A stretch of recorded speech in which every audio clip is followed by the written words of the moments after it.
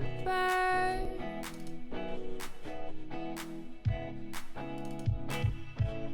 Do you remember? So free, my mind. What's up, guys? It's Hyperion, Hype Sound, all the above. So I'm here today to show you guys how to make this crazy vocal effects chain I've been working on. It's like this master vocal thing. I'm including it as part of my Ableton Racks pack that's coming up here in just a bit. So definitely check that out in the link below. But you can see here, I just wanted for simplicity to make a rack that I could drop on any vocal track I was working on. Something that would give me just for like a good jumping off point, you know, some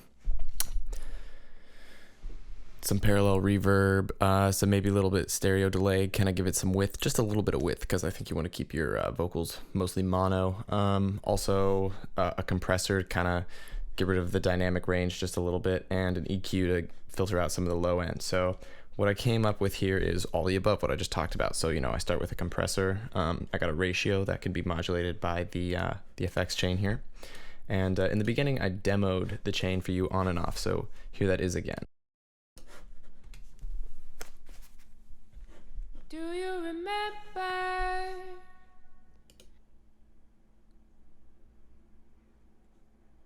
Do you remember?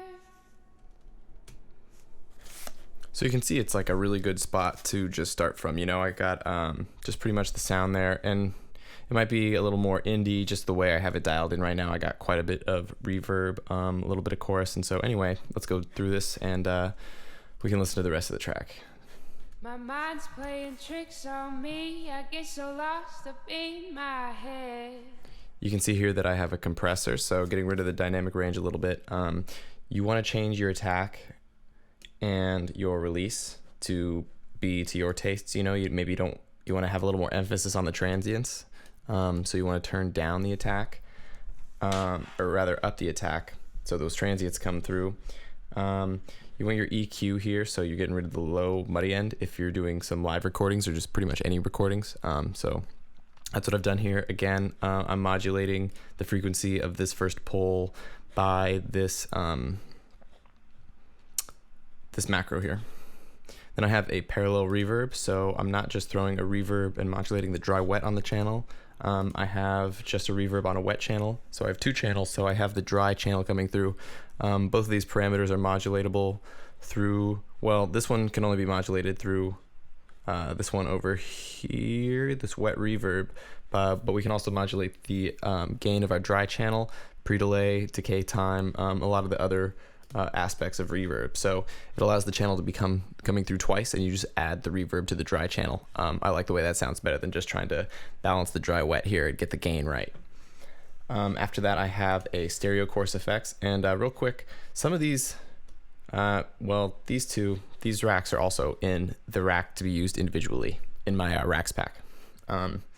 Anyway, so here I have a stereo course effect where, again, I've split the channels, and I have a stereo pan macro that will pan exactly how much each channel is panned. So I like to pan them left and right, and then so when you introduce a delay, you introduce a stereo, like a stereo delay. So one channel, the reflections are later than the other channel.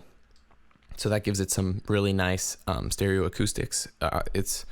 There's another rack I have called the Haas effect rack, where that's exactly what you do, but with a little more depth. And so this is a good way to use psychoacoustic effects to pan the track and make it sound more realistic.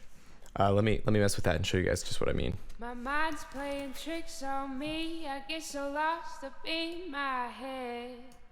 Keep wondering, so caught up in.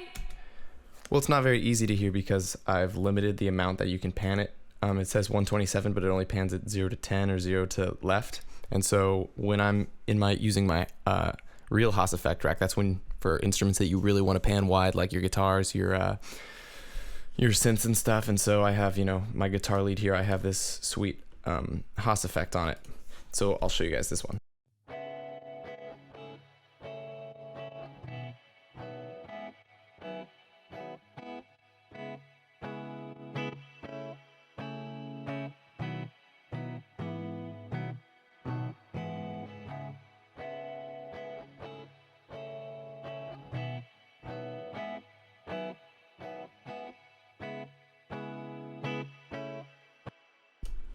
So this is the mono track right here. My mind's playing.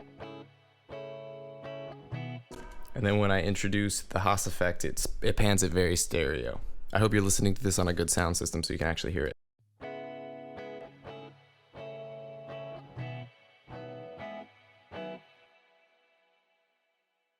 So anyway, that's for things you want wider in the mix, like your guitar, your synths and stuff. But these vocals, you want it pretty much mono, but to give it just a little bit of width since it's a mono signal, I give it a little bit of simple delay, only to, that's pushing it. I liked it at 6, but you can't really tell the difference. And then I have another vocal reverb at the end that I didn't include, but that's pretty much my total effects rack at the moment. I'm going to keep updating it and update you guys. Have a good one. Hype Sounds out.